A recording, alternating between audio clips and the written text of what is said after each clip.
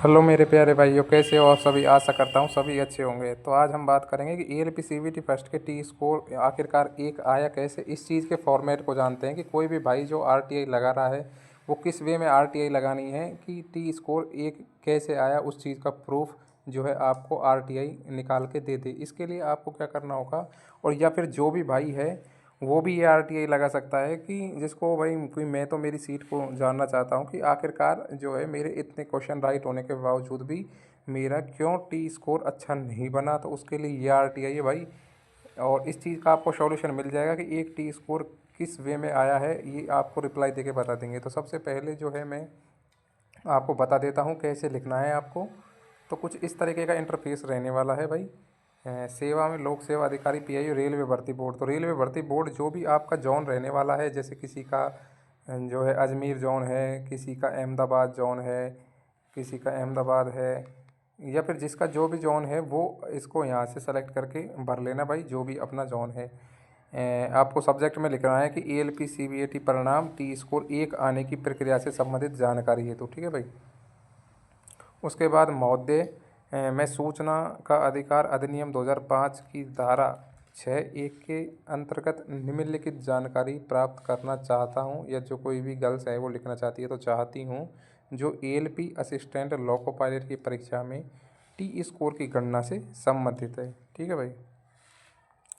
उसके बाद हमें फर्स्ट पॉइंट में ये डालना होगा कि कृपया बताइए कि एएलपी सीबीटी फर्स्ट की परीक्षा में अभ्यर्थियों का टी स्कोर निकालने के लिए कौन सा सूत्र और कौन सी विधि अपनाई गई है, जिससे भाई ये क्लेरिफाई हो सके कि आपने जो था वो टी स्कोर को डेसिमल में ना दे के बिल्कुल एक्यूरेट दिया है। तो वो एक्यूरेट किस हिसाब से दिया है, उस चीज़ का हमें सॉल्यूशन चाहिए कि कौन से फॉर्मूला से आपने टी स्कोर को निकाला है, जिससे हमें ये क्लेरिफाई हो सके कि बिल्कुल टी स्कोर एक्यूरेट आया है। नेक्स्ट हम बात करते हैं सेकंड पॉइंट पर।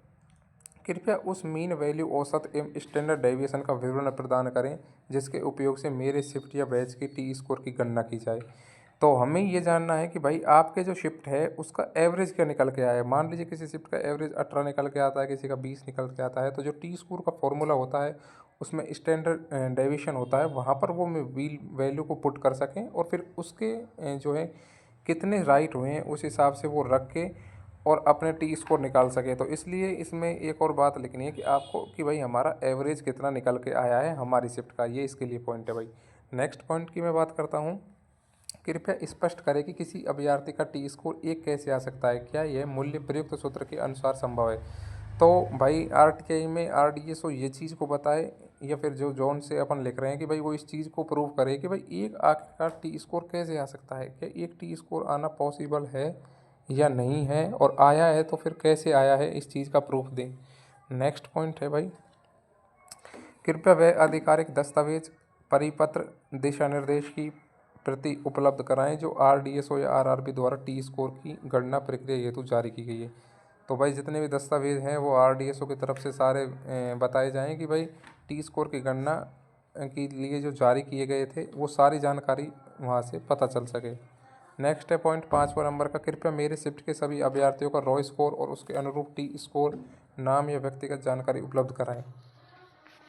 कि भाई जितने भी मेरी शिफ्ट में अभ्यर्थी हैं उनका हमें रॉय स्कोर बताएं, और उसके साथ साथ में उनका टी स्कोर होना चाहिए। दोनों चीज़ें होनी चाहिए उनके साथ साथ में, सीबीटी 2 के मार्क्स भी होने चाहिए, और साथ में जो है टी स्कोर भी उनके साथ में होना चाहिए, जिससे हम ये क्लेरिफाई कर पाएँ। और उसके साथ साथ में अभ्यर्थी के नाम, रोल नंबर, फादर्स नेम, सब कुछ डिटेल होना चाहिए, जिससे हमारे पास में ये क्लेरिफाई हो जाए कि भाई कि वाकई जो टी स्कोर है या जो सीबीटी 2 के अंदर पास हुआ है उसका नाम जो है फाइनल लिस्ट के अंदर आया है। तो नेक्स्ट हम बात करते हैं 6 नंबर पॉइंट पर, कृपया यह भी बताइए कि टी स्कोर की गणना के लिए कौन से सॉफ्टवेयर एजेंसी का उपयोग किया गया है। तो टी स्कोर के लिए जो एजेंसी है वो तो आरडीएसओ है, लेकिन कौन से फॉर्मूला का जो है प्रयोग किया गया है, कौन से सॉफ्टवेयर से आपने ये बनाया है, जिससे हर बार की जो परीक्षाएं हुई हैं 2014 है, 2018 है, इनमें जो है डेसिमल में आता था, और जो अभी भी जीडीसीए का जो एग्ज़ाम हुआ है इनके अंदर भी जो टी स्कोर निकल के आए हैं वो डेसिमल में निकल के आए हैं।